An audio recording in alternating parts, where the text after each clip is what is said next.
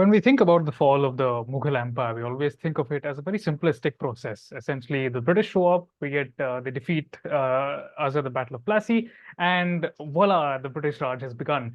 But in Ira Mukhoty's spectacular new book on the history of Awadh, we at last have a much grander and more complex narrative of how exactly the British became ascendant in India, but much more importantly, how remarkable regional courts across the subcontinent push back against British imperialism and participate in a flourishing era of regional and international exchange. Ira, thank you so much for joining us. It's such an honor to have you with us. Thank you so much, Anirudh. Thank you for that introduction, and thank you for having me on here. It's a pleasure. So I'd like to begin by trying to understand first, how did you decide on Awadh of all the things that are happening in the 18th century? Why was it particularly the Awadh region that you decided to make the focus of this book? Yes. So, initially, Anirudh, I was thinking that I would focus more closely on simply the French influence. What were the French doing from the, late 17th century onwards, how they were evolving in the 18th century. But then I realized that it was much more interesting to look at French involvement through the provinces that were using French influence. And to see the ways in which they were able to navigate these, very treacherous currents with the British and the French and then the other regional rulers. And what I found was that actually after the Battle of Plassey, as you were pointing out, that is where we think that we begin our story. Soon after that, there's actually the Battle of Buxar, which is much more important, in which Bengal and Bihar are taken over, the revenue-generating resources are taken over by the British. And the next province to come into the line of fire is actually Awadh, because it is the so-called buffer region between Bengal and Mughal Delhi. But it is also an extremely prosperous region, and it is one that is being ruled by very ambitious and very capable men, the Nawabs of Awadh. So I wanted to show, after the Bengal situation has occurred, Plassey and Buxar have occurred, what happens in Awadh, where the French are also starting to get involved, and the British are casting a leery eye on Awadh and its great resources. So I thought that would be a good way for us to navigate the 18th century, because it is important right through the second half of the 18th century.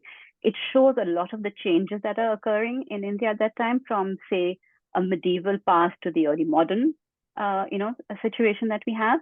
And it shows how a new province is able to stand up to the British using means that we don't think of as traditional ones. And I thought that was the reason that Awadh would be a good place to start. So I really like to dive into all of these interesting points that you brought up. But first, can you mentioned that Awadh is ruled by some of the most capable and ambitious rulers in India at the time. So who exactly were the ruling family of Awadh? Where did they come from? How did they come to be established in that particular region? So they come from neighboring Persia, which in the late 17th century and early 18th century is crumbling. The Persian Empire. And so we have a lot of very talented officers, elite men coming over from Persia into India, looking for work at the Mughal court, which is still sort of hanging on to the last of its luster. And at this time, we have a nobleman called Saadat Khan. And he comes from Nishapur in Persia, and he gets employment at the Mughal court.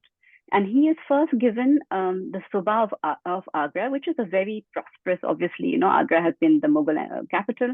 So he's given the Suba of Agra to manage. But one day he is unable to quell a Jat rebellion, which has been, taking place around Delhi at that time. And as a punishment, he is sent to Awadh. And he is told, you will have the Suba of Awadh instead of Agra is taken away from you.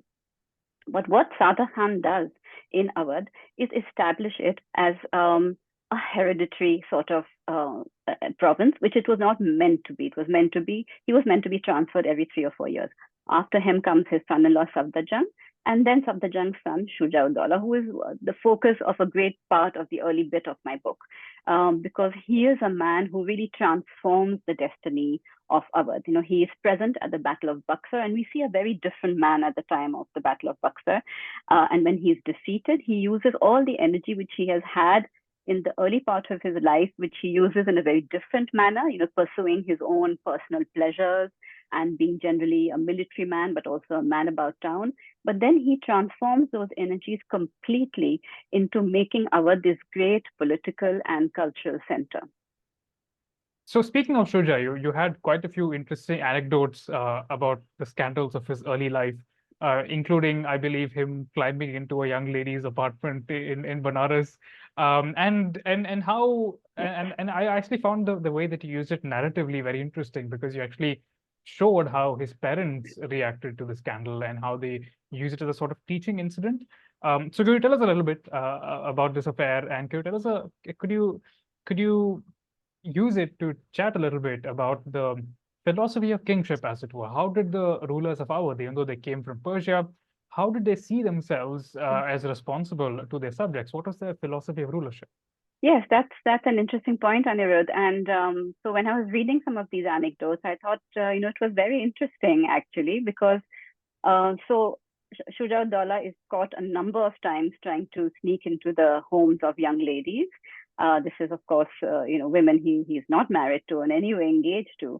But unlike, say, the situation we see, unfortunately, in day to day in India today, where rich and wealthy parents will try and hide the transgressions of their sons and their children and try to, bribe their way out of trouble so that their children, can stay completely out of trouble. What Nawab Begum, his mother, and Safdarjung do is that they take this extremely seriously. And they punish him. They tell the kotwal to treat him like any ordinary criminal.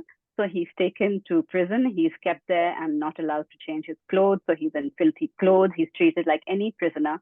And every week he's presented to his father, and his father, to the darbar of his father. And his father every week sort of ignores him and sends him back. And this goes on for months until at last Nawab Begum, intercedes on his behalf and allows him to return to court.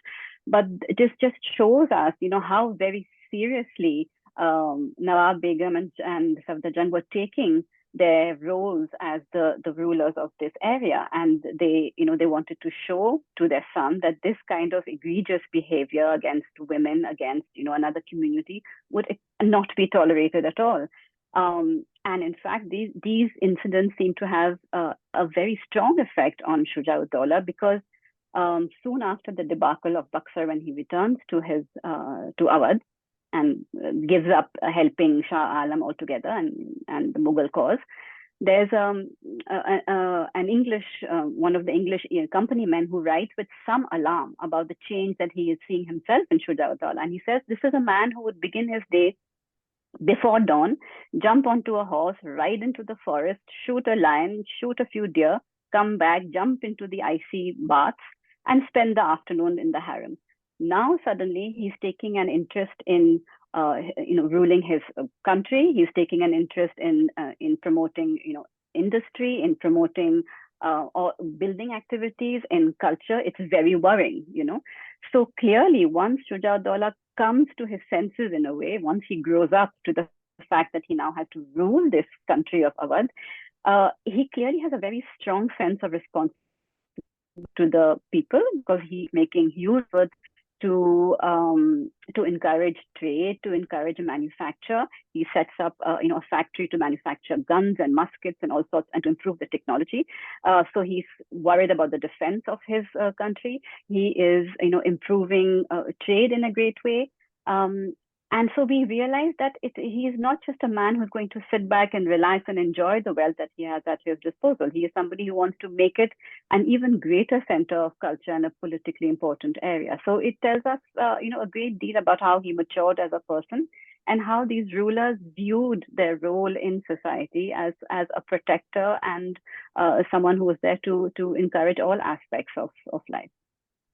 I was particularly interested by the fact that Shuja Daulah was attempting to modernize his military by setting up gun foundries, as you just mentioned.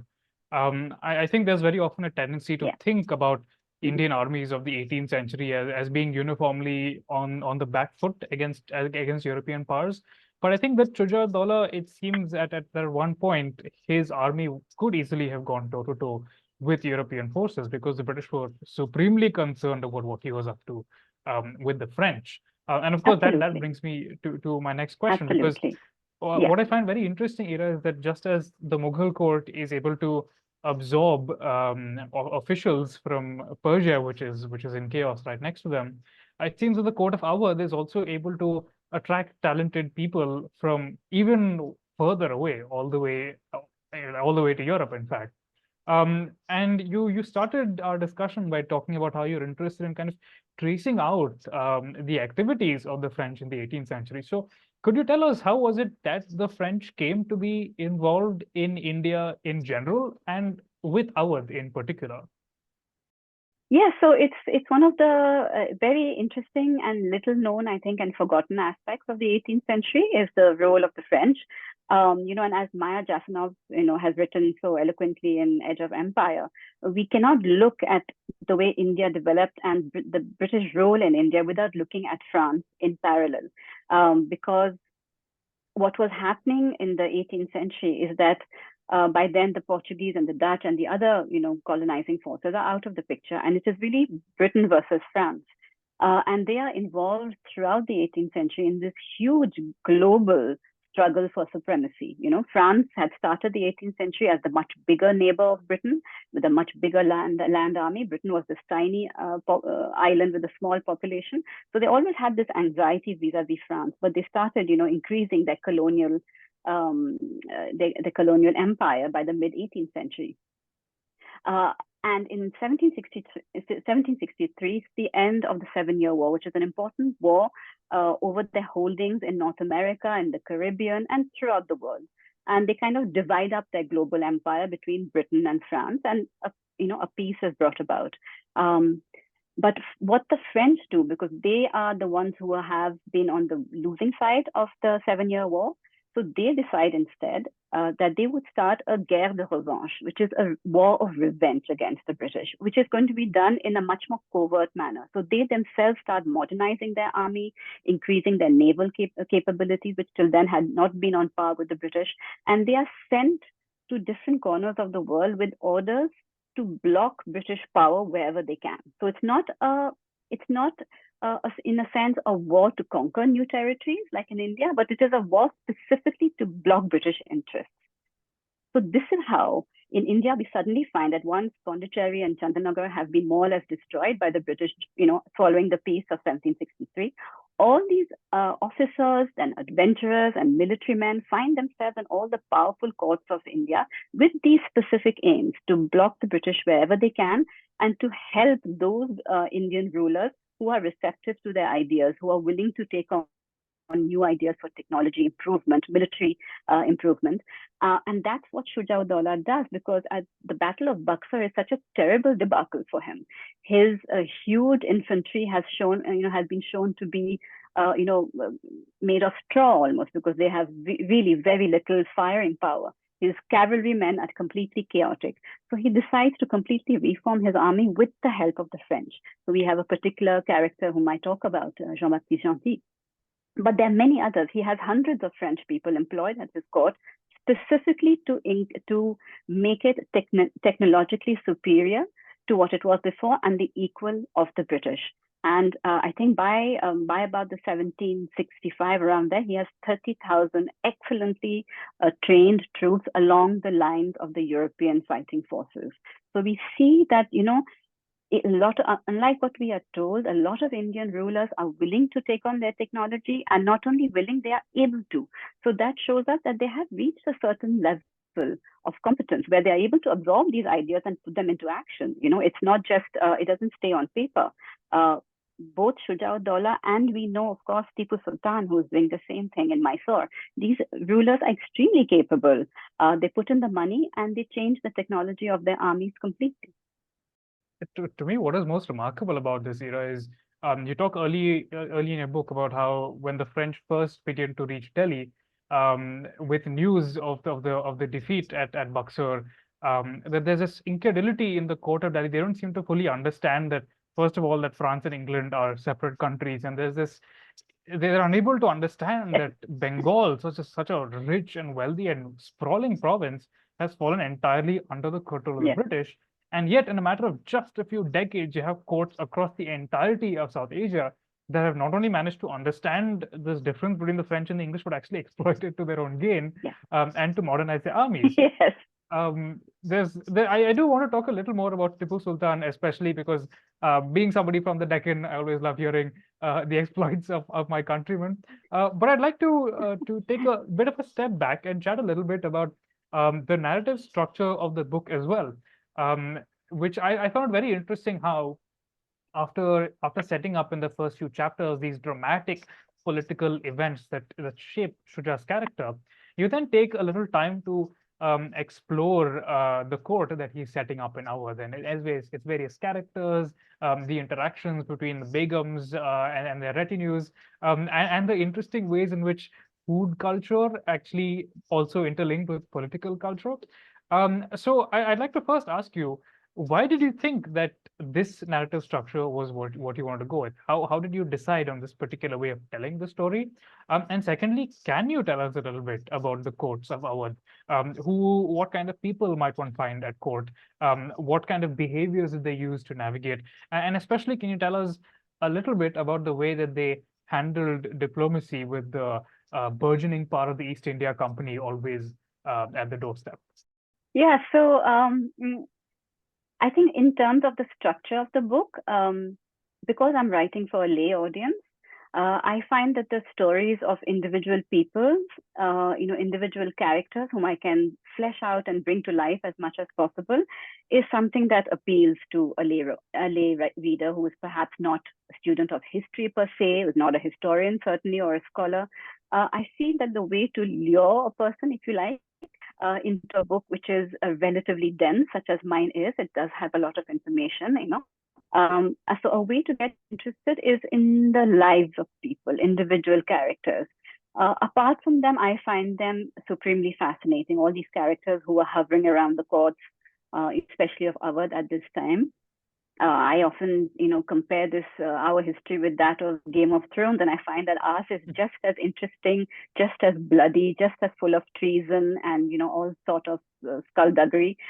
So I feel that writing about these things captures people's imaginations. You can bring these places to life by talking about the characters. So I spend quite a lot of time, I think, in the first half, talking about the various characters, and I also want to bring to people's notice the important idea that people were not at this point defined by their religion. We often think, okay, so all the Europeans are Christians, therefore they will have a commonality, perhaps vis-a-vis the Indian rulers, but this is not at all the case. The French and the British are pitted against each other despite being Christians, because one is Catholic and one is Protestant. And that is extremely important to their sense of identity. So we have at these courts a very cosmopolitan cast of characters, some of whom we are surprised to find there, say, fighting for the British, being spies for the British. Somebody like Antoine Follier, who is a Frenchman. Technically, he's a French speaker, but he is also Protestant, which makes it easier for him to align his interest with that of the rising EIC company. So these kind of particular examples, I think, help to bring out the nuance of a very textured court in which all sorts of people, cosmopolitan people, you have Afghan players, you have Persians, you have Turkeys, and you have all these various Europeans with conflicting interests. So it's easier to bring that out than with a structure such as that which I have used. And then we have the question, of course, as you were saying, of how do all these people now interact with each other? How is diplomacy carried out? And one way in which I explored that was to look at the way. The spy system is something that we don't think about very much today, except for the James Bond movies. But the spy system, espionage, is extremely important in the late 18th century. It's the way in which every Indian ruler keeps a tab on all their neighbors with power. So, they will send a harkara, which is literally harkar, a man who will do all jobs. They send these messengers as spies or to relay information at every single court of any importance. And then they will send it to their neighbors. They will send it to, within women's quarters. And the British become incredibly skilled at doing this. Initially, they don't know how to get information about these courts. They are on the back foot, and slowly they learn how to do this by using access to the zenana, for example. So what the Begums, for example, were doing, which is an interesting way in which they carried out their diplomacy, was they used these elite eunuchs in the 18th century who were called Khwaja Saras, because the eunuchs were their the way in which they accessed the outer world. These were women in zenana, in Purdah. So they were not able to cross those boundaries themselves. So they had these elite eunuchs who were very well-educated, scholarly men who were able to carry out the messengers and the orders of these women. So these were the men who were sent, for example, to Calcutta to speak to the councilmen. And I suppose it's interesting, it's an interesting way in which times were changing, because the British men were very uncomfortable dealing with these Khwajasaras. They didn't quite know how to classify them. They themselves tended to talk of eunuchs as these effeminate, androgynous characters, sort of listing about the scene. But the Indian writers, when they write about them, write of these very virile men, men with power, men with authority. So it's very interesting to see these differences, these cultural differences. So Khwaja Saras were one way in which diplomacy was carried out. Espionage was very important. Spies were very important. So, I realized while working on this book that one of the men I write about, Antoine Paulier, was in fact a spy who was working for various courts and who was selling information to whoever paid him the most at a certain time. There was no sense of loyalty per se to any one ruler or to even to the EIC. So diplomacy was an extremely intricate and involved matter, which required knowledge of all sorts of courts and information, and was carried on at really high levels. And I was very, very impressed to see the way in which the Begums, for example, were able to carry on negotiations with the Mughal court far away in Delhi and with the British sitting in council in Calcutta at the same time. I think that's a great note to segue to another of those very interesting 18th century characters who's indulging in diplomacy, and that, of course, is at last Tipu Sultan. So what I think you had this wonderful line about how Tipu, how he begins by trying to cultivate the court of Louis XVI. And then even after the French Revolution, he does, which is very anti-royal and very anti-establishment, he does this like remarkable sort of like diplomatic pirouette and convinces themselves that he's like a citizen sultan who's trying to overthrow British imperialism. So you can tell us a little bit about Tipu Sultan and the French. How did he develop his interest in this kingdom? How was it that he conceived of an embassy? And how were these embassies to France received? So that's an excellent question. And I have to say, I have a huge fondness for Tipu Sultan. And initially, when I was thinking of the book, and I was thinking about the French and the British and India, I had thought of setting up these two courts to talk about Awadh and to talk about Tipu Sultan equally, and to see how two very different courts deal with the same issue and what the outcome would be in dealing with the same problem, i.e. the British East India Company. What would be the outcome? One militarily and one if he used it more culturally. But in the end, it didn't work out that way. But I do have a lot of sympathy for Tipu Sultan. The British considered Hyder Ali and Tipu Sultan their oldest and longest serving allies and friends. I think what's interesting is that Hyder Ali first came across the French when he observed Dupleix, the very successful French Governor General in the south. And Dupleix was very successful against the Nawab of the Carnatic. He was the first, not Robert Clive, to use French-trained troops to defeat a Mughal army. So when Hyder Ali saw that, he realized that these were the men to court and these were the men to have on his side, because he had already gauged how very aggressive and ambitious the British were. So he started, keeping an alliance with the French, which his son then carried on. And the French were always also extremely sympathetic towards Tipu Sultan and thought of him in terms of their strongest ally.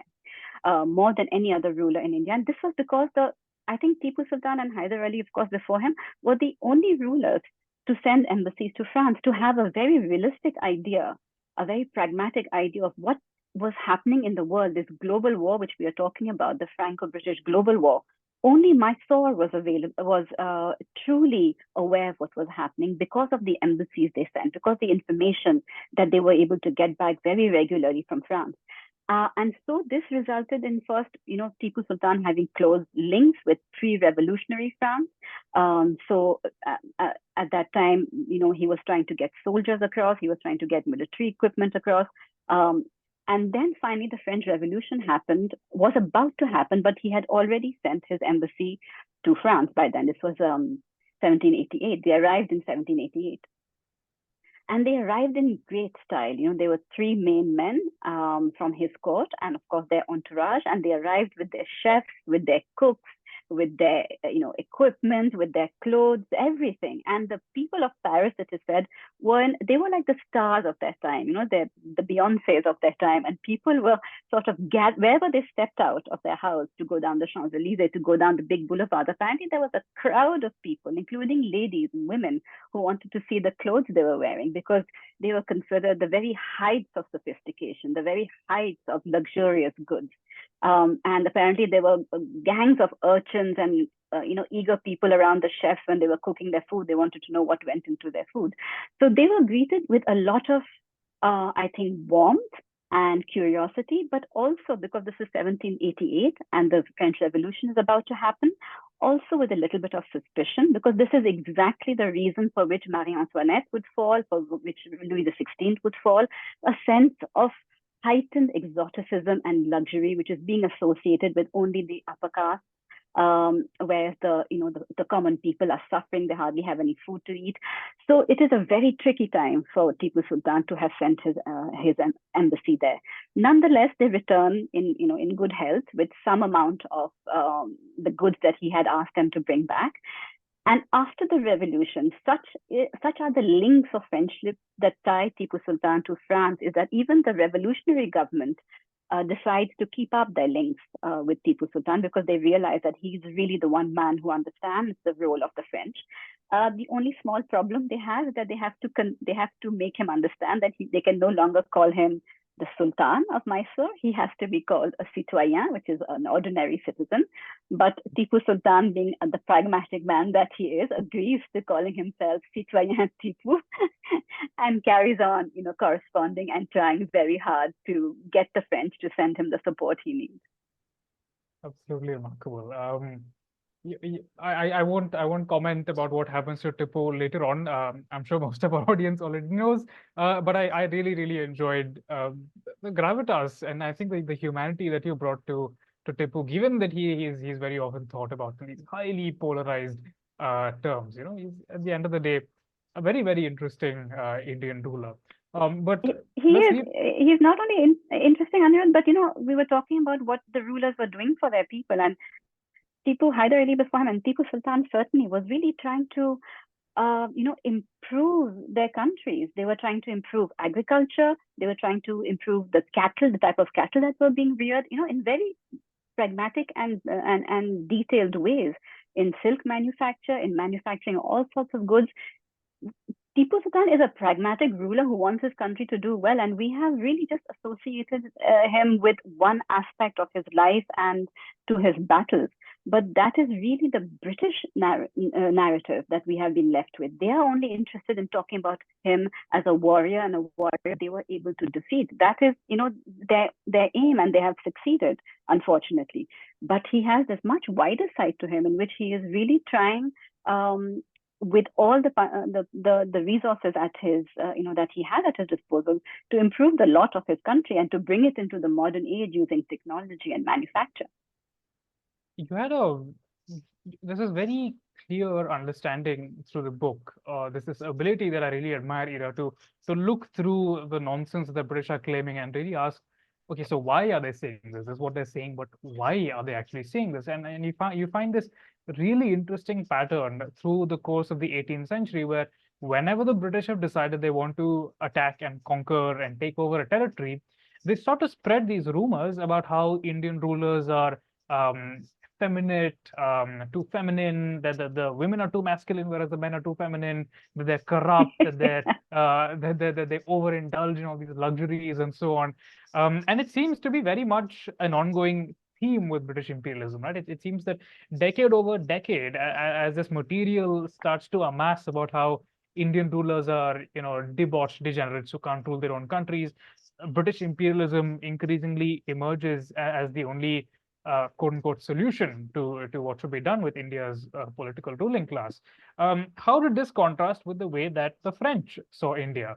And would you be open to commenting more broadly about the way the British have shaped our memory of this period? Yeah. That's a fascinating point, and it's one that I had in mind. I think throughout the writing of this book, once I realized that the British have been extremely successful at propaganda. I mean, I think there's no other empire in the world which has left the kind of legacy they have simply because their propaganda machine was so extraordinarily finely tuned.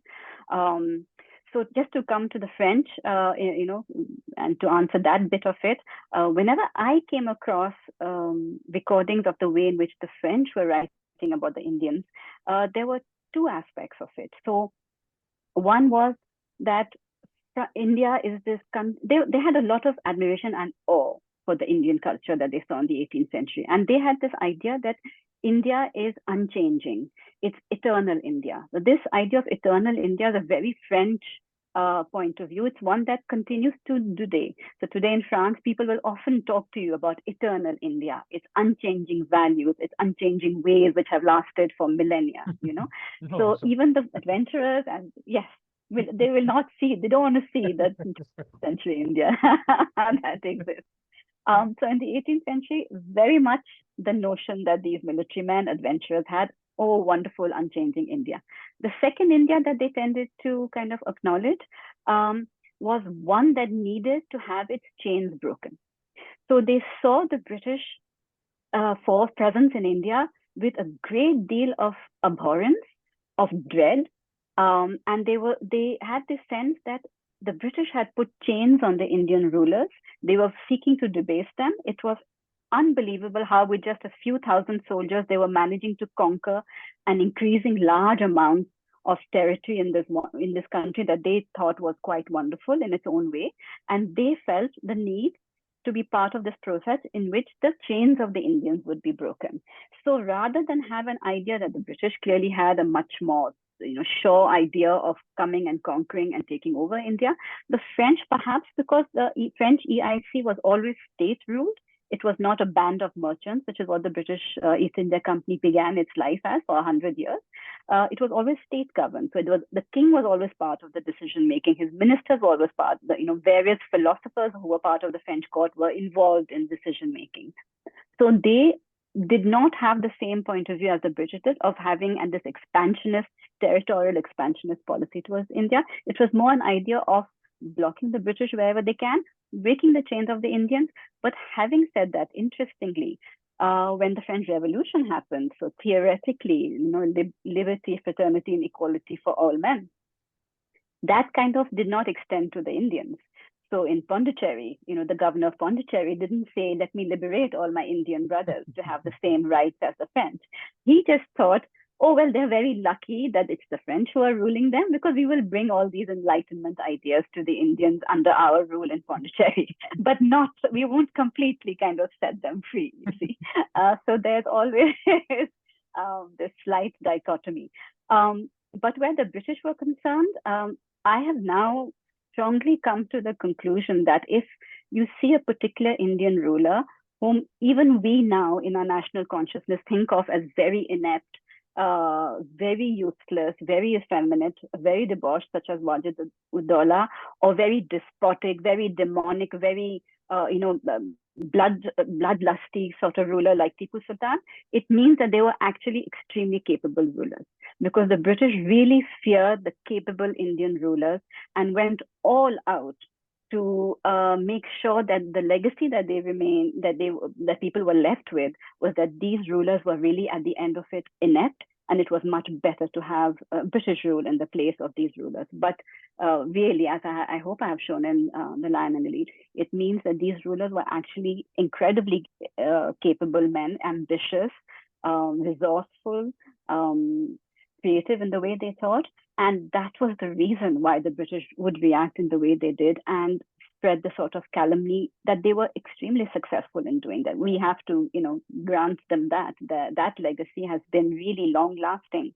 And in fact, I found when I was doing my final bits of research, that they actually brought in something called Operation Legacy in 1947, as they were leaving all these colonies. When they were finally being thrown out of these colonies, they actually set up this system where all the incriminating documents left in these countries were being destroyed or taken back to England, safely kept under lock and key, because so much information was negative to the British point of view, would make the British seem, would cast them in such a negative light. And they didn't want that. They want people to remember them with respect and affection. These are the words they use.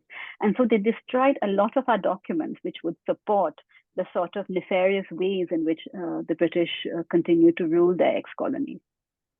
I think that's a very profound note for us to bring our conversation to a close for now, Ira. I'm sure we'll obviously pick it up wherever we run into each other next.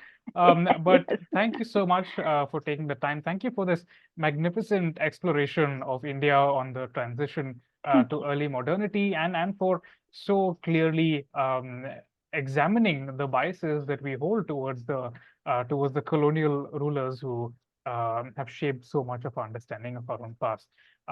Thank you all for joining us. Thank you, Frontline, for having Ira and I, and we'll see you next time.